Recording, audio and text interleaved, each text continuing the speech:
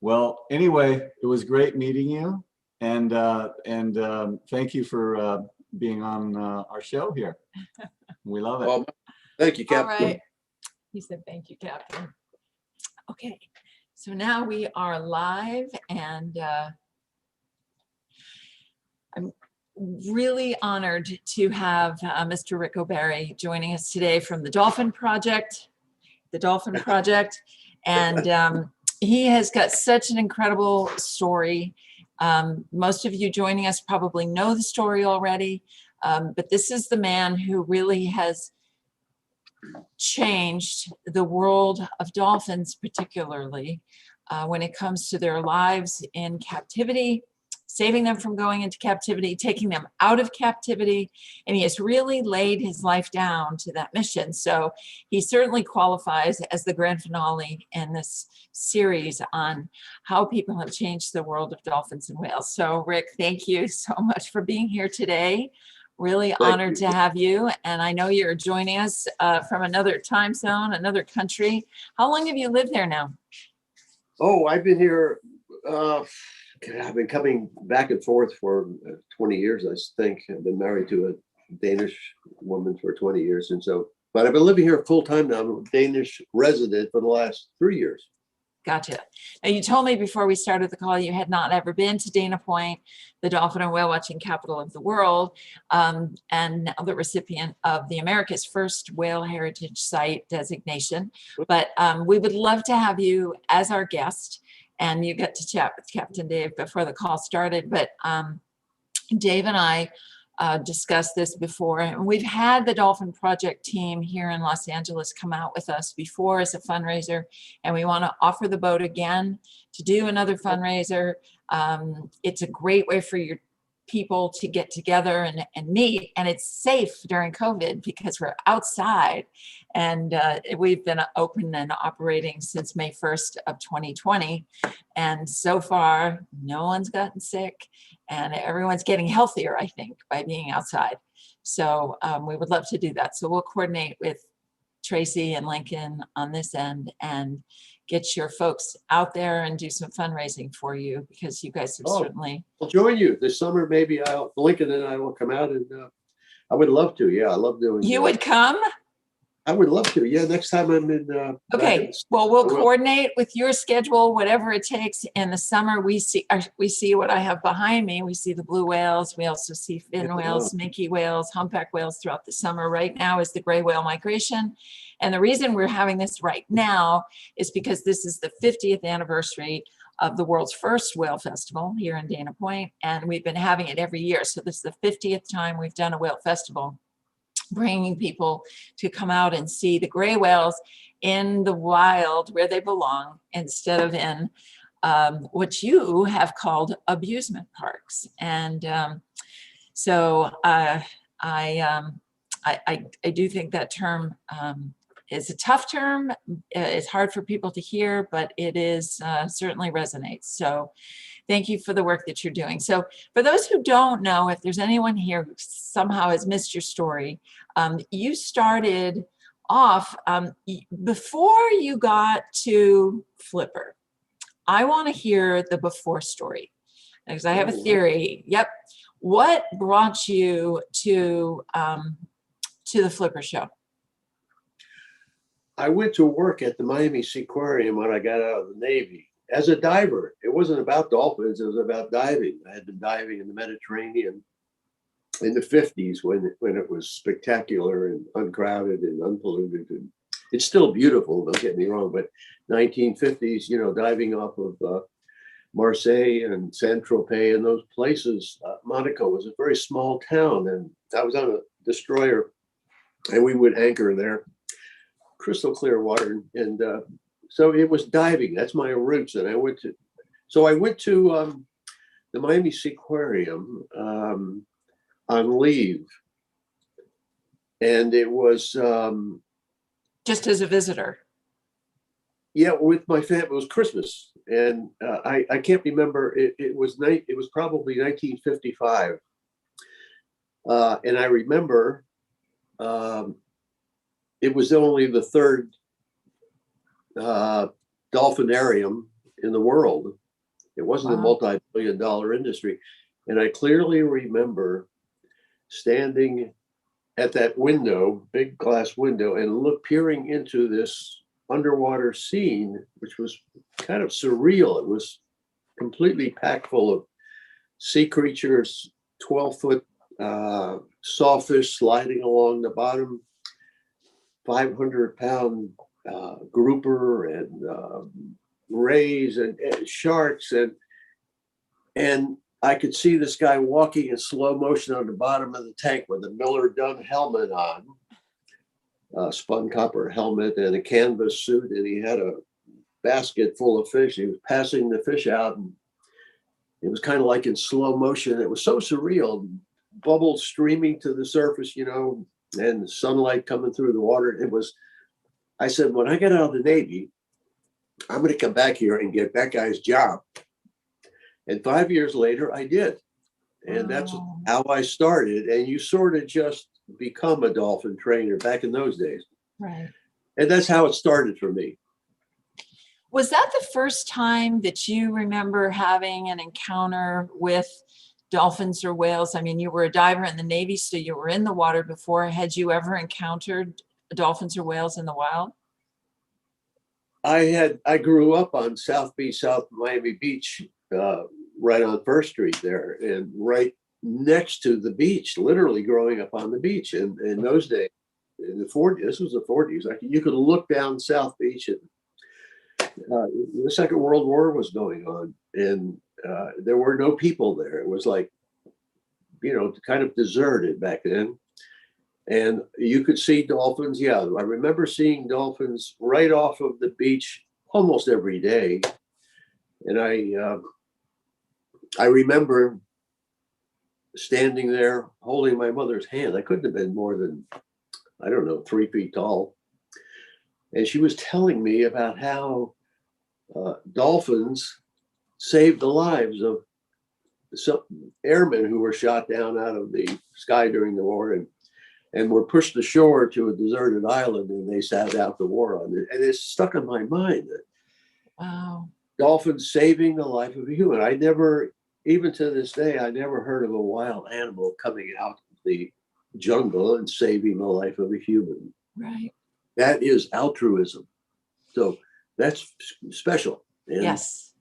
And so that stuck with me. I had a great impression, but that was my first encounter, seeing them. Second encounter was off the fantail of the destroyer or on an aircraft carrier. They were always there somewhere, but they were always at a distance.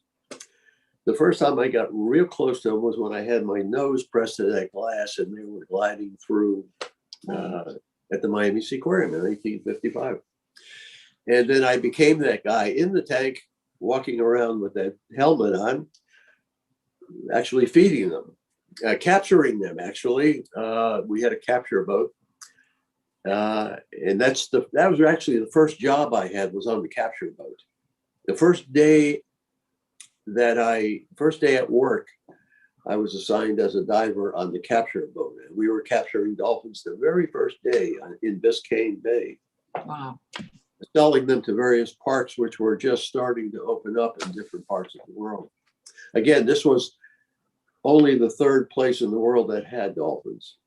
In 1938, it was Marine Studios in St. Augustine. That was the very first one.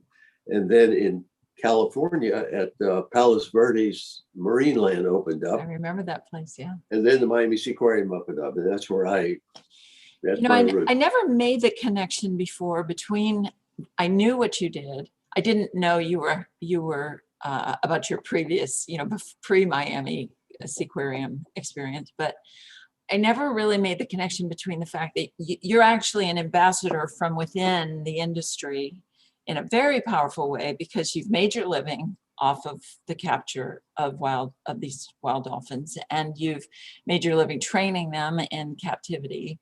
And so so you can really appreciate how it can be very difficult for, say, a fisherman from Taiji who's making his living. And do you feel that they listen to you more because you have that experience? Oh yeah, that was because I've seen it from both sides. Right. You really are an ambassador. Yeah. I was the guy who captured them and trained them, and yeah, I became a pretty effective campaigner because I could see it from their point of view and Right. talk about both places. But I got to tell you, back in those days when I started on Earth Day 1970, the dolphin captivity issue wasn't an issue other than in my mind. And I remember protesting dolphins in captivity, and even the animal welfare industry would laugh at me. Yeah. Captivity issue, that's not a real issue. Well, guess what? Today it is. Yeah. Um, So if I could dig in, because I think this ties into what I'm trying to do here.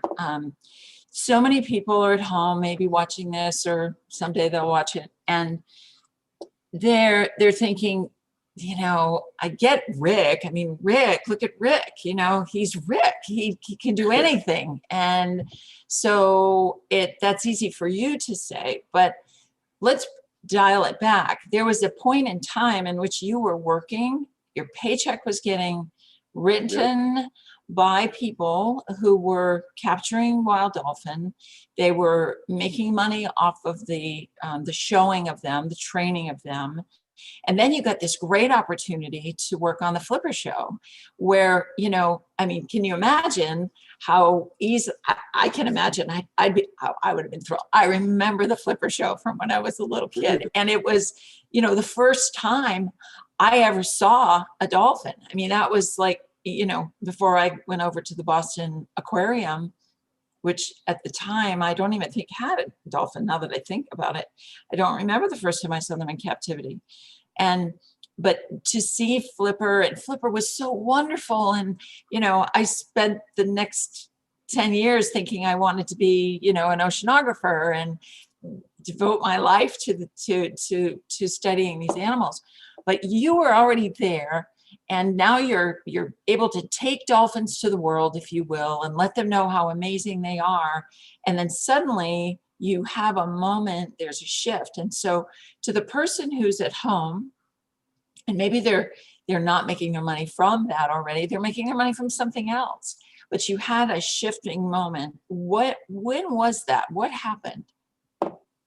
Well, it wasn't actually one thing, although it did. Flipper died in my arms. That was a big moment, that's when I started doing something about it. But I knew before that, while I was training dolphins, this was wrong. Because when we started the Flipper show, that was the first time dolphins were trained underwater.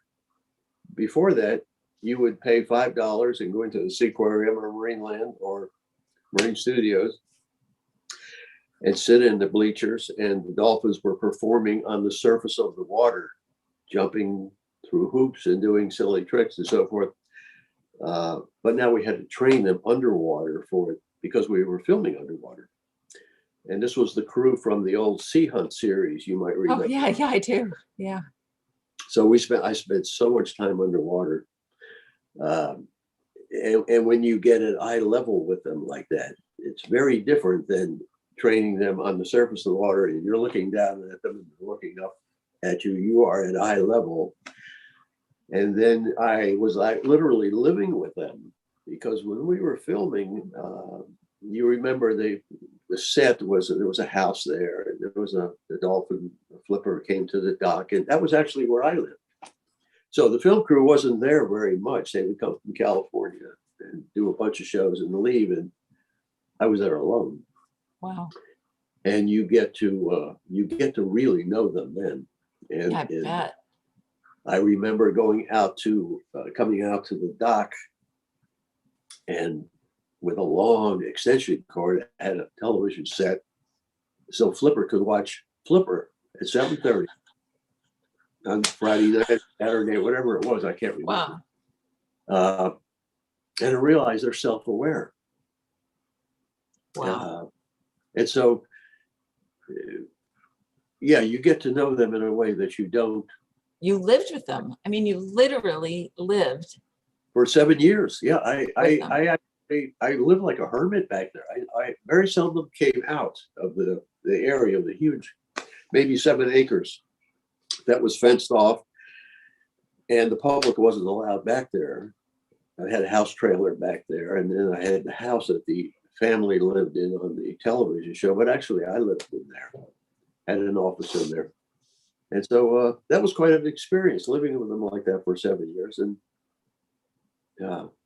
there were 5 dolphins, all females, but we used one of them almost exclusively during the last 3 years of the show. Kathy was her name. She was Flipper to me.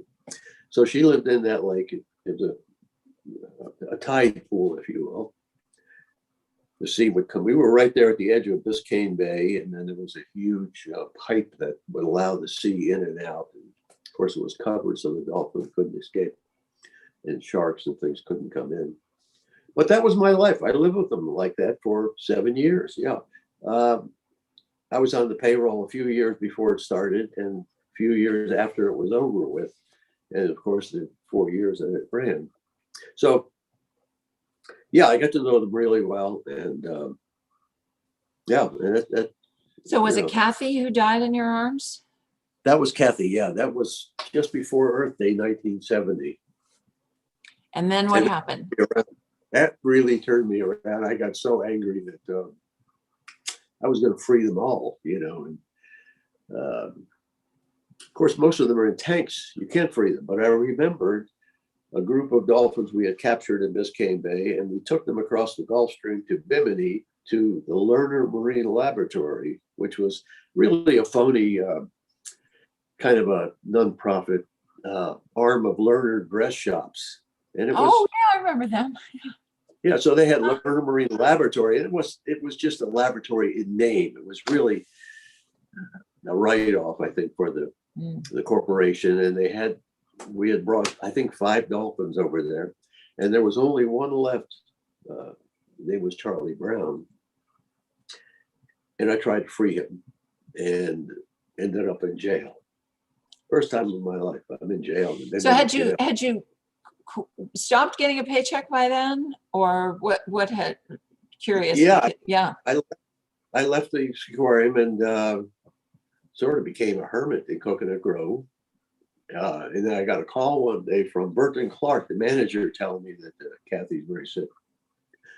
I went out there and I don't want to go down memory lane, but she died in my arms.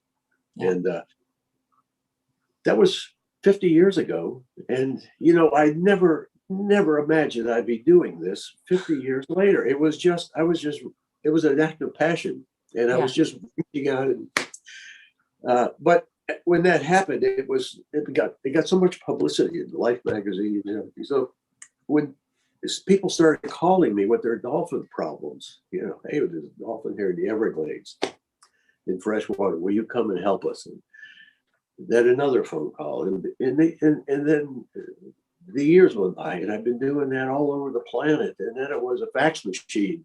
Now it's these things, you know. Help, right? People constantly asking Ric for help. Yeah. Yeah, and so I do that. I still do that.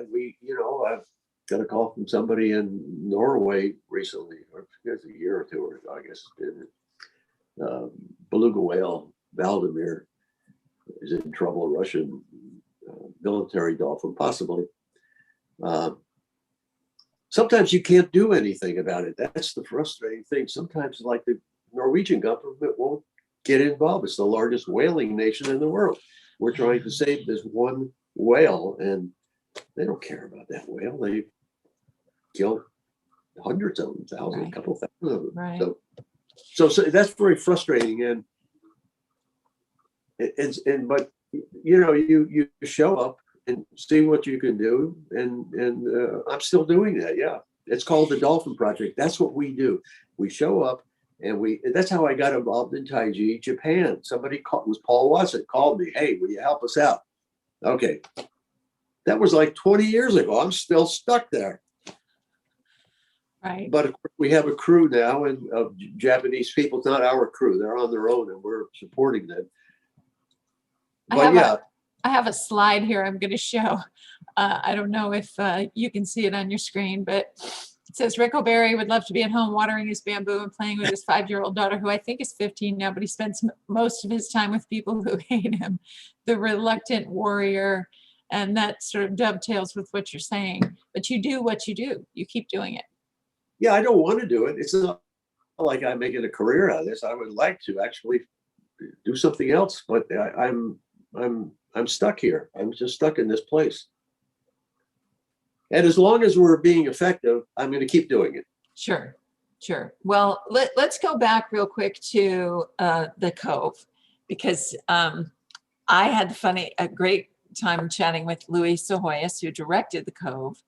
And Louis was telling me a story I didn't know, and I'm going to repeat it because I think it bears repeating for people who are thinking, well, I don't have the resources. I don't have the knowledge. He said he had come down to San Diego, listened to you speak on a Saturday night at a conference, and then he said what he was completely moved by what you shared, and he said, what can I do?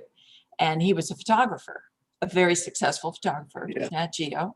And you said, come to Taiji. And he said, okay. He said, and you told him, I want to make a film. And he said, okay, you go to Taiji. I'll follow up with you in a few days. And then he took a 3-day crash course on how to make a film. Isn't that something? I tell you, I've told that story all over the world to groups of students who are filmmakers, not to be intimidated. It's an intimidating thing, making a movie. And so Louis did that. It was the first film he ever made in his life. And he went out and it became the film that won more awards than any film in a documentary in history. Yeah, yeah. I told that story to my son. He did the same thing as Louis did. He went out and made a really good TV series called Blood Dolphins for Animal Planet. So I try to encourage young people to do that. If it's a 5-minute film, a 10-minute film, Right. on whatever subject that you're passionate about. Yeah. Find something you're passionate about and get involved in that one thing. And so That's a great idea. That's a fabulous idea. These films are really the new activism. They move people to action. And with this, well, you can't see it on my screen, but with this, you can achieve great things. I mean, social media is a powerful tool that, you didn't have 20 years ago, and people can use their phones to film, whether it's dolphins or, the eradication of butterflies or bees. I mean, there are a lot of things going on that you can bring awareness to with just your phone. And make a difference. And you don't necessarily have to change your paycheck, but you can still make a difference. The Cove for me was a tough watch. We had been contacted because of our customer base and all of the contacts that we had. They said, hey, would you let everybody know? So we became a little hub, and we had some volunteers who would go out to the lobbies and talk to people about just the issue. I cried. It was really hard. I couldn't. It was so hard to watch, and I had no idea that was going on. None at all. We've focused most of our efforts here on the problem with entangled dolphins and whales. And for people who don't know, nearly 1,000 dolphins and whales are dying in nets and gear every day around the world.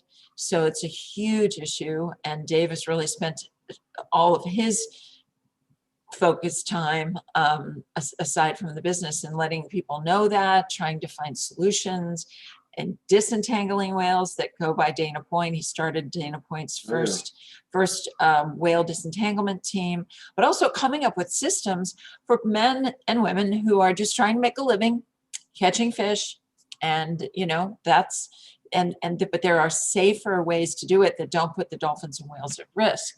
So he did find a system, and he's continuing to work to try and get fundraising so that the fishermen can afford to do it, and then hopefully get some legislation passed so that people can transition over a period of time to these safer systems that don't entangle these whales and dolphins as they're cruising around the coast, at least of California, which has a significant coast. So there are a lot of issues going on, but the Cove made me aware of what was happening in Taiji, and I had no idea that was going on. And Dave has talked for years about, the lifespan, and I would love to ask you, what is the lifespan of a dolphin?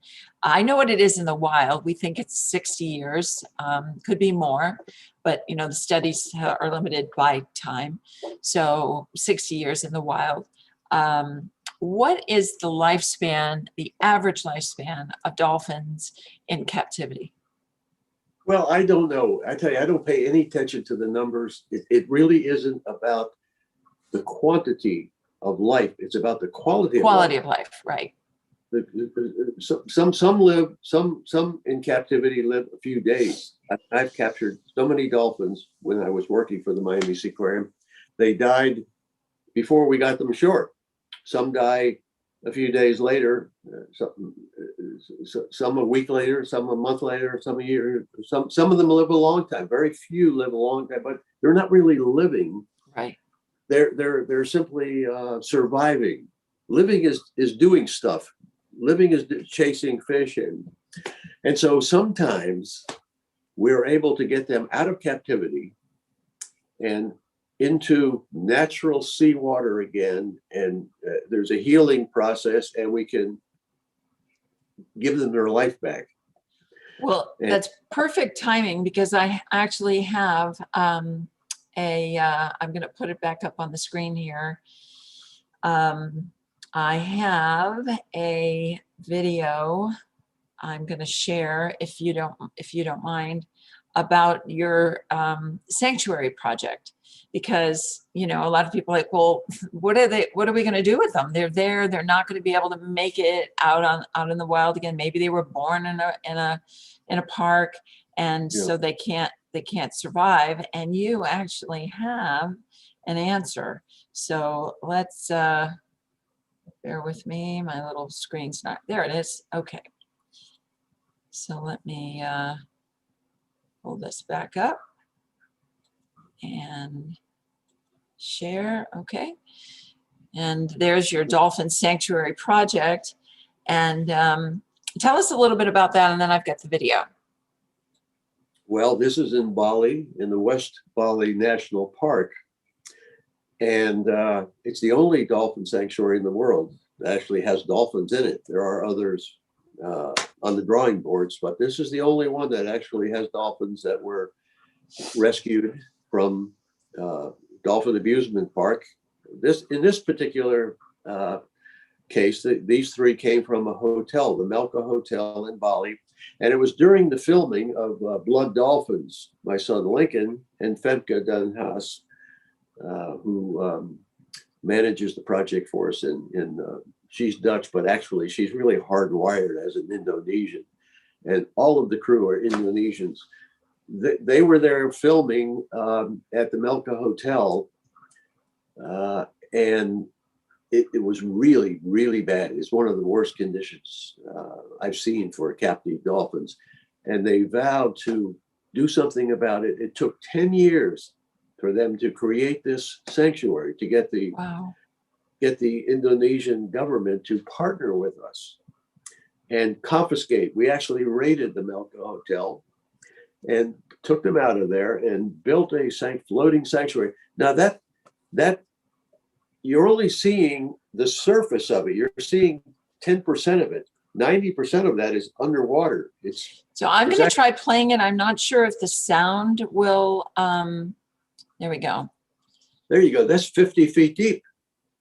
I mean, I don't know if another dolphin. There isn't any place in the world where dolphins in captivity can dive more than 20 feet. It's just beautiful. I can't even get to the bottom there. So they're catching their own fish. Excuse me.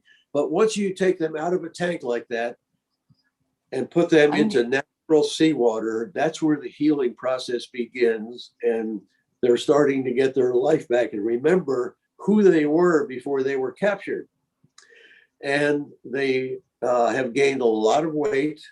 They're catching their own fish. Now, there's the crew throwing the live fish in, and they will start capturing their own fish, catching it. Awesome. I catching. love it. Now, these three hopefully will be returned to their original capture spot, which is in central Java, Karimun Java. These sea pens are huge and deep, and they're able to dive down 50 feet, catching their own. I just posted on our website today, or on my Instagram under Richard O'Barry, and what are they called? Facebook. Wild dolphins are starting to show up in the area of the bay. Really? Eight of them are coming around the general area. So that's very exciting for us. I'm so anxious to get back there and sleep on that dock because I want to know what they're doing at night. There's a lot of stuff that goes on. By the way, if you want to know exactly how this process is done, and we've done this in Guatemala, Nicaragua, Colombia, Brazil, Haiti, South Korea, and just go to the dolphinproject.com website and look for the protocol for releasing captive dolphins back in the wild. It's taken many years to develop it, and we're still writing it because this is kind of pioneer work, readapting them back into the wild. Not all of them can be released back into the wild, but all dolphins in captivity, all of them, and whales, can be readapted to a more normal environment where they can, like this sanctuary you're looking at, they can experience the natural rhythms of the sea and the tides and the current. So when they go to a place like this, we don't want to keep them. We want to, what we would like to do, Free Bali Dolphins campaign that Femke and Lincoln started in Bali, we would like to free all of the captive dolphins in Bali that can be free and disassemble this and let the whole thing go back to nature, because there's no need for a sanctuary after all the dolphins are gone. So Bali isn't going to just go get more dolphins and bring them back into their marine parks? Yeah, and you have to identify which ones can be released and those that can't. Now, if there's some that cannot be released into the wild, they will stay in this sanctuary for the rest of their life. And eventually they will die off, and there's no need for a sanctuary anymore. Now, this can be duplicated in any country. For France, for example, just recently, the Minister of Environment announced that they are going to close the last 3 dolphinariums in France. And so we are in the process of creating something similar to Bali Sanctuary in Italy, so that dolphins can go there, be evaluated for freedom, or maybe they have to stay in captivity forever. Some of them are not mentally healthy anymore. A lot of them are psychotic. Many were born, most of the dolphins in Europe were born inside of a tank, inside of a building, right? They have never seen a live fish in their life. They don't know what the tide is or the current, or they've never seen the sky. They think that the ceiling is the sky. These are freaks that we have created for our amusement, and they're all over Europe. Yeah. So they might not be able to be released back into the wild, but at least they can live out their life in something like the Bali Sanctuary. And then when all of them die off, you can disassemble these things, and there's no need for them anymore. That's the goal. It's not to need a sanctuary or, So France is next. France is going to become dolphin friendly. They're going to get rid of their dolphin. And it's very exciting for me. That's one of the reasons I'm in Europe, is to try to duplicate the Bali Dolphin Sanctuary in Europe. So Rick, let me ask you a question. I go on vacation and I'm, I don't know, I end up somewhere and I'm walking down the street and I realize, oh, wow, they have one of these dolphin, sanctuaries, they call them, right? But it's not, it's just an amusement park. I'm just a person on vacation. But is there something I can do? Can I do I go up to the ticket counter and say, hey, can I talk to the manager? I just want to express that, this is cruel. what would you recommend people do? Well, it sounds simplistic, but the most important thing that the general public can do is don't buy a ticket in the first place. It's based on supply and demand, like any other product. And if we stop buying tickets, the problem will go away. So that's the most important thing. But these sanctuaries and all of the activism and stuff that's going on now, the movies like Cove and Blood Dolphins and so forth, when people see they're going to think twice before they buy a ticket. So that's the most important thing, is to stop buying tickets for these dolphin amusement parks. Yeah. I think one of the most heartbreaking things is, we see, obviously, taking people out for 25 years. We see lots of people who come out with us. They love seeing them in the wild. And, Dave and I had the privilege of working with Greg McGillivray when he was making the film Dolphins and for IMAX. And he lived in Laguna Beach right next door. And someone showed him some of Dave's footage with a megapod of dolphins stampeding. So that was about 2,000 dolphins just flying, over the surface of the water. And when Greg saw that, he was wrapping up the filming of dolphins, and he said, I want to do that. I want to get that on IMAX film. So he came out with us, and he booked 3 days to try and capture it. And mind you, he lived 12 minutes down the road. And he said, are we really going to see this? And you're like, yeah, the odds are really good. We're going to see it. And so we left the harbor at 7 a.m. with the film crew. And it was like, okay, we are generally very successful, but they're wild animals. You don't know what's going to happen. And we started taking bets. Okay, when are we going to see this megapod of dolphin out in, the wild? And, some people were like, I don't know, the second day. Some people were like, I don't know, an hour, well, 12 minutes later, Dave's up on the bridge and he gives me thumbs up, and there's this megapod of 2,000 dolphin right there off the coastal canyon outside of our harbor, because we're within a mile of the deep coastal canyons. That's what makes Dana Point so special. You don't have to travel an hour. And so this megapod's going by. So here we are at 7:15 in the morning. We're with this megapod.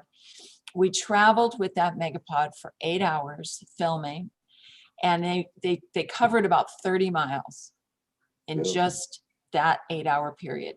Those common dolphin, these were common dolphin. And, they were in this pod of 2,000, and sometimes they'd stretch out, and then other times they'd come all together and they would be really thick. And then sometimes they'd just be relaxed and, maybe taking naps. And then other times stampeding. So if you ever watch the IMAX film Dolphins, at the beginning is a montage of a lot of dolphin in the wild. And that's where it was shot. And Greg didn't know that Dana Point had these megapods of dolphin, and he lived 12 minutes away. So, when something like that happens, you think we really are not doing a good job of letting people know what's out here when somebody like Greg McGillivray doesn't know what we have. So he does now. And, he's been out with us several times, and we love. Well, I'm hoping to have to see that myself. I've never seen that many dolphins myself. As many times I've been to sea, I've seen dolphins, of course, to sea, but never a megapod. Well, I'll tell you what, you come and Dave and I will make sure that you see a megapod. Yeah, it's in Laguna. I just was only there once. Lamar Boren, who was legendary underwater photographer, he filmed all of the sea hunt, and he lived on Dolphin Street in Laguna. That's great. I just loved that. I've only been there once, but wow. It's beautiful here, and we're so blessed with, fabulous weather year round. And Dana Point is this pristine harbor. It's not commercial. We don't have tankers.